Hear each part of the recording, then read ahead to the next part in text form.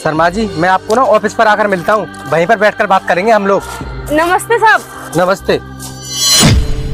अरे ये तो मेरी पत्नी की आवाज लग रही है। अरे ये तो सच में मेरी बीवी अनुष्का है। तलाक के 5 साल बाद मेरी बीवी इस हालात में मजदूरी कर रही है। लेकिन ये तो एक अमीर लड़के के साथ भाग गई थी, फिर इसकी ये हालत कैसे हो गई? मुझे पता लगाना पड़ेगा।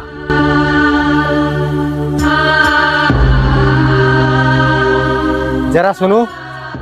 जी साहब बोलिए। मैं तुमको यहाँ पर पहली बार देख रहा हूँ।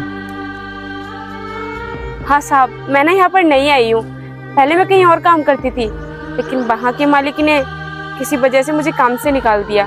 इस वजह से मैं यहाँ पर काम कर रही हूँ। तुम एक औरत हो गई ये काम कर रही हो, तुम्हारे घर में कोई है नहीं काम करने वाला क्या?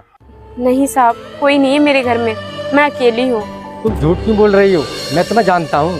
क्या साहब, आप हमें जानते हैं? लेकिन कैसे? हाँ मैं तुम्हें जानता हूँ। तुम पहले कृष्णा कॉलोनी में रहती थी ना, तुम्हारे पति का नाम नीरज है ना? हाँ साहब, मेरे पति का नाम नीरज ही है। इसका मतलब आप हमें जानते हैं? नहीं नहीं, मैं तुम्हें नहीं, तुम्हारे पति को जानता हूँ। तुम्हारे पति और मैं ना एक कॉलेज में साथ पढ़े थे और हम दोनों बहुत अच्छे दोस्त भी थे। एक बार ना मैं तुम्हारे घर आया था, मैंने ना तुम्हें वहीं पर देखा था। लेकिन तुम्हारे पति का तो बहुत अच्छा काम चल रहा था। फिर ऐसा क्या हुआ जो तुम्हारा पति तुम पे मजदूरी करा रहा है? नहीं साहब, मेरे पति मुझसे ये काम नहीं करवा रहे हैं। मैं तो अपनी गलतियों की सजा भुगत रही हूँ। गलतियों की सजा? अरे ऐसा क्या हुआ जो आप ऐसा बोल रही हो? बताती हूँ साहब, मैंने ना अपने पति को तलाक दे दिया। इस वजह से मुझे ये सब झेलना पड़ रहा है। क्या तलाक? पर क्यों? तुम्हारे पति तुम्हें खुश नहीं रखते थे या प्यार नहीं करते थे जो तलाक दे दिया? नहीं साहब, ऐसी बात नहीं है। मेरे पति तो बहुत अच्छे थे, मुझसे बहुत प्यार करते थे, मेरा बहुत ख्याल रखते थे। लेकिन मेरी हिम्मत मारी गई थी तो मैंने अपने देवता जैसे पति को तलाक दे दिया। अरे ऐसा क्या हुआ तुम्हारे साथ? मेरे को समझ नहीं आ रहा है, जरा ठीक से बताओ। बताती हूँ साहब, आपको सब कुछ सच सच बताती हूँ।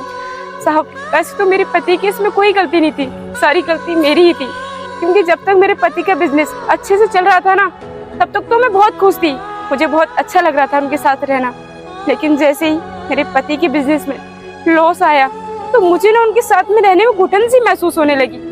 मैं सोचती थी कि आखिर कब तक मैं इस इंसान के साथ अपनी जिंदगी घुट घुट कर जीती रहूंगी, क्योंकि इसके पास तो अब कुछ भी नहीं बचा, ना तो इसका बिजनेस, ना तो घर, ना गाड़ी, क्योंकि उन्होंने सब कुछ बेचकर अपने इस बिजनेस में लगा दिया। उन्हें लगता था कि बिजनेस ठीक हो जाएगा, लेकिन कुछ भी ठीक नहीं हुआ।